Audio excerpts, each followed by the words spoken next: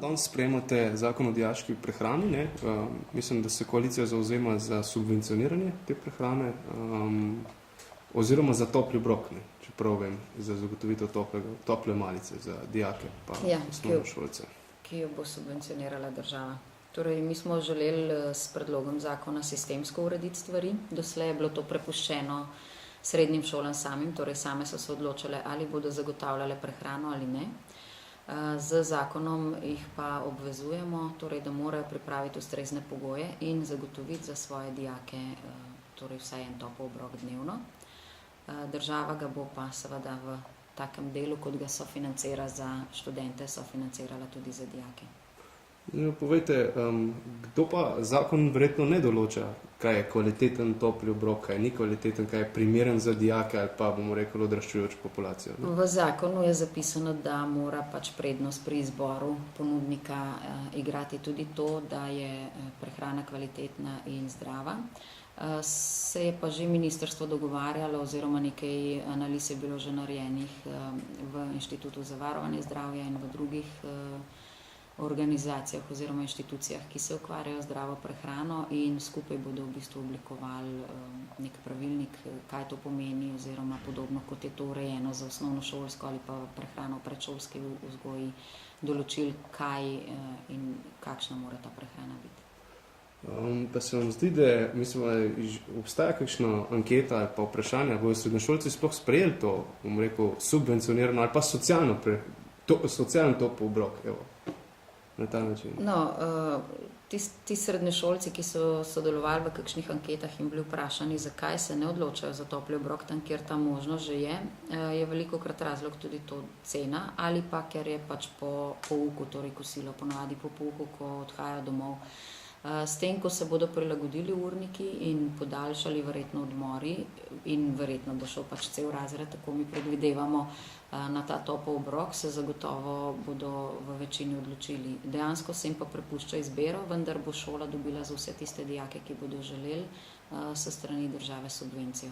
Pa preferirate koncesionarje za to stvar ali spet iz šolske kuhinje, tako kot recimo včasih? To prepuščamo šolam, kajti tudi na področju osnovnih šol je to različno urejeno, ponekod imajo lastne kuhinje, drugje pač koncesionarja, ampak ob tem, ko smo se pogovarjali o zakonu, so bile opravljene analize in podatki kažejo, da 73% šol ima te pogoje, ima svojo lastno kuhinjo, kjer lahko pripravlja tudi tople obroke. Seveda pa bo to možnost tudi za zasebnike, ki bodo morda celo investirali v šolski prostor, v kuhinje in jedilnice.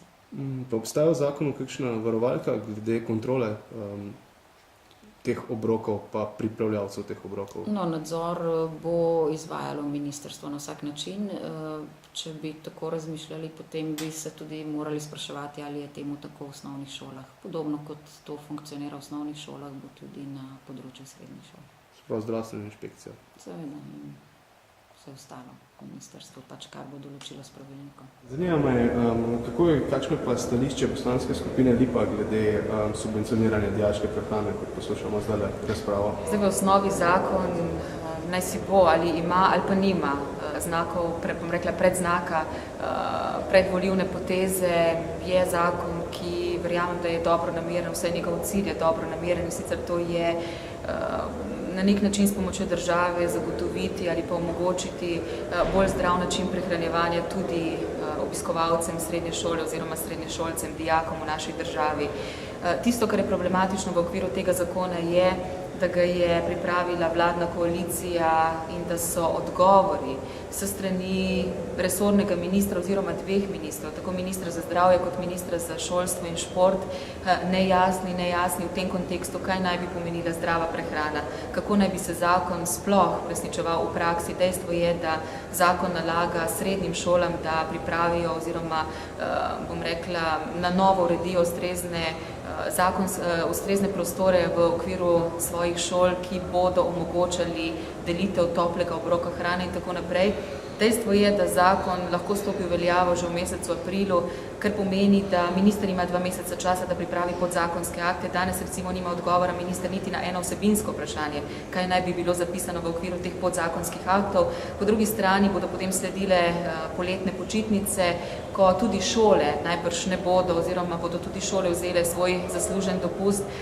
Jaz se bojim, da 1. septembra, ko naj bi zakon v celoti že zaživel v praksi, je bistveno premalo časa za tako korenito spremembo. Kot že rečeno, v osnovi zakon je dobro nameren in nedvomno, kolikor bomo našli toliko volje in nedvomno tudi toliko finančnih sredstev v okviru proračuna, je mogoče narediti korak bliže, bom rekla, k bolj zdravemu načinu prehranjevanja dijakov. Glede tudi, da ste ena zadnjih, ko ste zapustili dijaške klopi iz tega sklica parlamenta, me zanima, kakšna je bila vaša izkušnja za srednješolsko prehrano? Nedvomno, popolnoma nezdrav način prehranjevanja. Jaz sem hodila na gimnazijo, imela sem mogoče to srečo, da sem imela blizu trgovino. Vem, da sem dostikrat šla na malico v trgovino po sendvič oziroma sirovo palčko, takrat je bilo to zelo moderno. Drugače pa imela sem mogoče tudi to srečo, da sem, ko sem relativno zgodaj zapuščala šolske klopi, imela potem vsaj doma urejeno topel obrok prehrane, tako da z tega vidika moram reči relativno dobro. Verjamem pa, da je danes bistveno slabša situacija, tudi glede na to, da starši ponavadi delajo več kot do 2., 3. ure popoldan. Tako da ja, jaz pravim, da je potrebno, bom rekla, narediti korak bliže, ampak korak bliže kot neko strategijo v okviru države, ne samo zgolj in samo na enem področju ali v okviru enega zakona, ampak treba je narediti dolgoročni plan, kaj pomeni zdrav način prehranjevanja za celotno družbo. Tako najmlajše otroke, dijake, tudi študente, nedvomno je zelo pomembna kategorija ljudi, ki so zaradi socialne situacije ali pa položaja, v kakršnem so se znašli, bom rekla, prikrajšani za zdrav način prehranjevanja, to pa je velika skupina upokojencev.